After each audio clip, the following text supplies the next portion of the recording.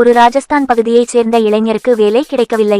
அவன் ஒரு கிளினிக் தொடங்கி வெளியே எழுதியான். 300 ரூபாயில் சிகிச்சை வேலை செய்யாவிட்டால் 1000 ரூபாய் திருப்பி வழங்கப்படும்.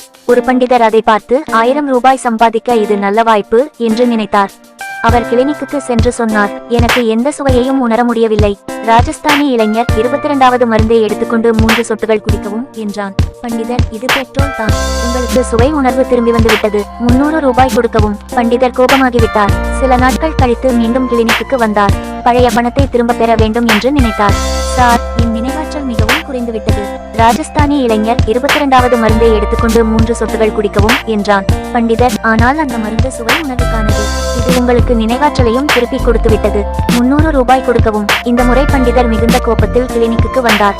இந்த நோய்க்கான மருந்து எனக்கு இல்லை, இது 1000 ரூபாய். பண்டிதர், இது 500 ரூபாய் நோட்டு தான். ராஜஸ்தானி இளைஞர்,